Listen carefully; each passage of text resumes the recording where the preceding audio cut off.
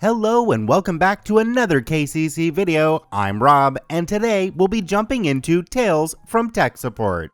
Before we start, please hit that subscribe button and click the notification bell so you know when the next video goes live. Our first story today comes to us from Stu Goddard. Temporarily put on 24/7 call, all hell breaks loose. Let's jump right in. I was working for a small tech company that created and sold its own software to a niche market. Nothing extraordinary about that.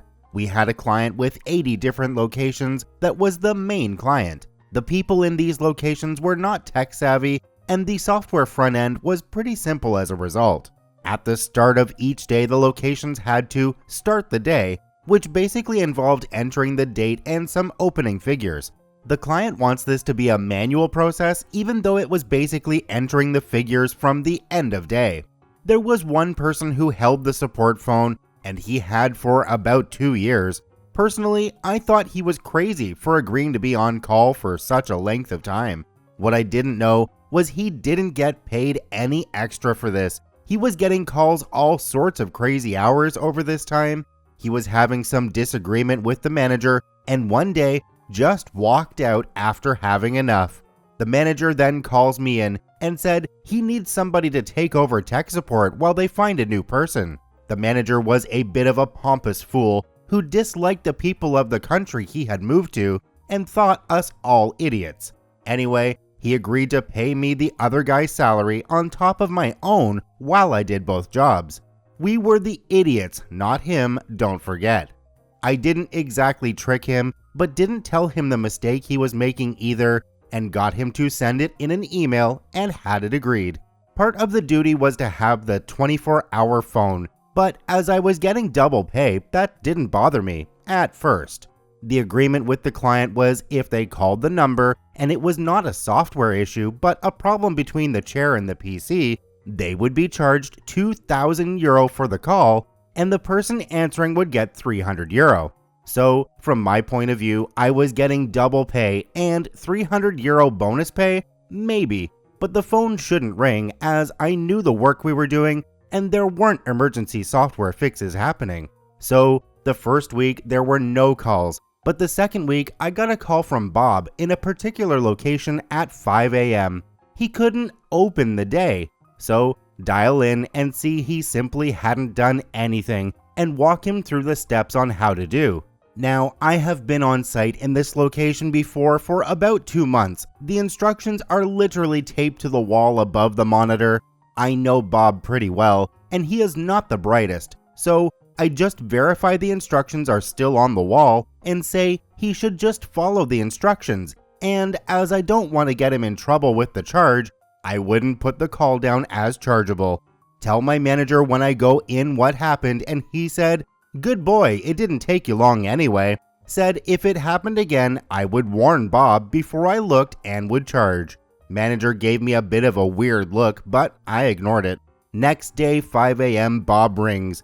Warn him that if this is the same issue as yesterday, there would be a charge. He insisted it was not, and there was a real bug. Dial in and look, he hasn't done anything. Do the standard actions and there are no issues. He claims I must be doing something different. Go in, tell my manager what happened, and this is chargeable. He said he would look after it, so great, an extra €300 in my paycheck. Next day, Bob rings at 5 a.m. Warn him it is chargeable if the same issue, same again. Tell manager another €300 for being woken up, so I think. Continues till Sunday. Monday morning, no 5 a.m. call, so I think they were warned by billing and glad not to be woken again. Monday night at 11 p.m., I get a call from Bob as he can't get close of day to work. Have a look and he has done nothing. I can see he hasn't even logged into the PC as with the other times. So I go to bed at least knowing I won't get a call as Bob won't be working the morning shift. At 5 a.m., I get a call from John in a different location, same issue. 5:15 a.m., Ted calls. 5:30, Fred, all the same with no attempts to even log in. So I am awake now and wondering what has just happened. Look up the area, and these locations are all in one region run by one regional manager. Tell manager the issue, and he said, I started to sound like the other guy who walked out. I was 24-hour support, and what did I expect would happen? I tried to explain that it was 24-hour emergency support and that the company had ran up €8,000 bill in 24 hours, and he laughed, saying that we don't charge for the calls. I went back to the email agreement he sent and checked, and we were meant to charge, but importantly, I was meant to get €300 per such call. I tried to talk to the manager, but he didn't want to listen. The calls kept on happening for open and close, so I couldn't get a full night's sleep. I contacted the guy who left, and he then told me that the manager would never charge nor pay the bonus, and he lived like this for 2 years before finally cracking up and quitting. I put up with it for the remainder of the month. I get my paycheck and am only paid marginally more than normal. What I got was the difference between my wage and the guy who quit. It was actually the difference of how much more I was paid than him. I was going to talk to the manager, but instead I went to the accountant and HR, small company, and showed him the email and filled in the bonus documents, which I had the manager sign off to acknowledge call came in, but he never paid attention to see it was him signing off the bonus payment. The accountant freaked out, saying there is no way I should be getting so much money. Pointed out I had agreed to it and had manager's signatures on everything. He agreed it was all above board, but the manager had obviously made a mistake. But I pointed out, how could it be the rate you paid me was different? He said that he did get instructions, but assumed they were wrong. Worked out what I should get based on the difference in wages. Now I was working overtime to do both jobs along with the out of hours calls. So manager is called in and he agrees my wage should be double, but not the bonus payments, as they didn't charge the client. So the accountant asks why they aren't being charged, and they start arguing with each other, ignoring me and getting very shouty. I leave it to them and contact the regional manager of the client to just ask why all managers are calling the emergency line for such basic stuff. He informs me he told them to because they pay for support, and he is the client. I am polite and say nothing to him about how wrong he is. Go back to my manager to find him still fighting with the accountant. Explain why we are getting so many calls. Manager talks to the client and comes back saying there will be investigations. So Bob was always running late, and what he would do is ring from home to have the software started so he didn't have to be there and other people had keys to open up. There had been a regional manager at some point, and he told the other managers his secret, including closing up quickly and getting us to close up the software so he could call from his car on the way home. Bob was brighter than I thought. He had done it a few times, noticed there was no charge, and had taken advantage of the guy who quit. Anyway, back to me. Manager gets bawled out for the hours he had the other guy work, then ridiculous payment he agreed with me, and for not charging the client. They come back to me and tell me that they would like to renegotiate with me on wages. I explain I didn't want the phone in the first place, not the support job, and it was while they filled the role.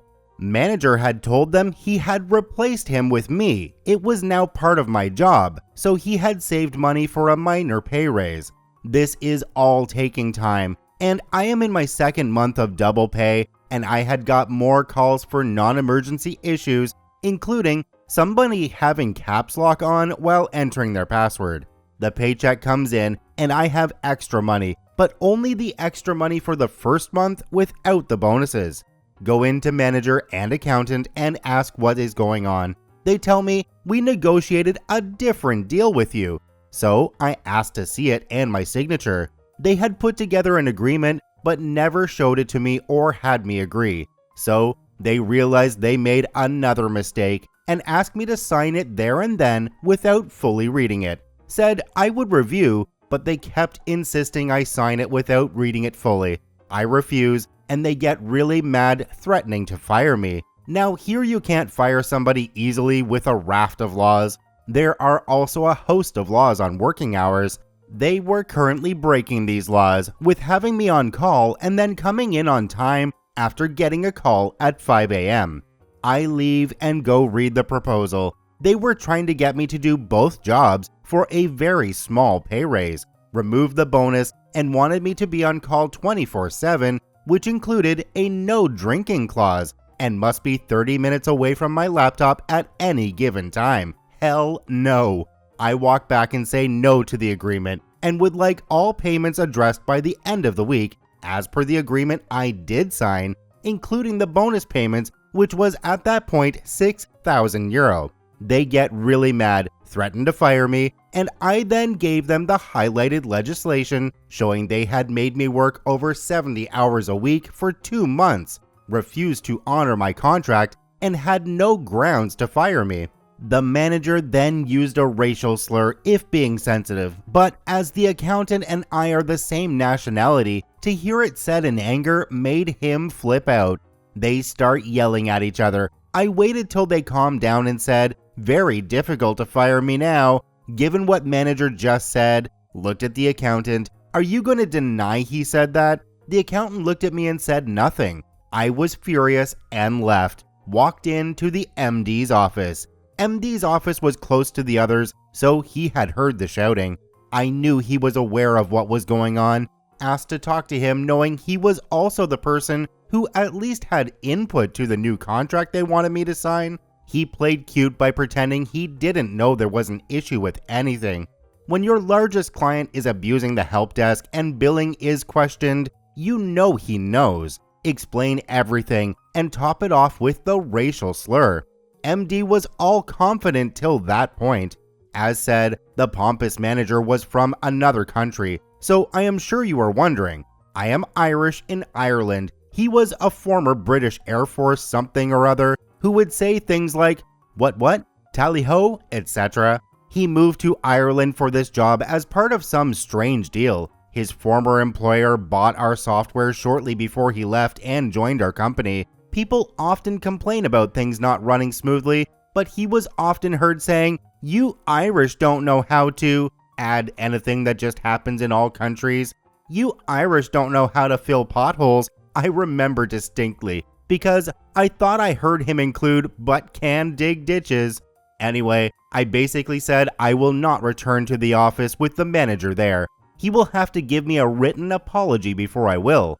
If they do not sort out the money as agreed, I will file a case against them in the labor courts, where I would easily win based on the hours worked. But having racial abuse from the Englishman in an Irish labor court would work so definitively against them, and if he testified, he would only make it worse. So, no surprise, manager refuses to write an apology, but has the gall to ring me to apologize, saying it would be much better and personal over the phone.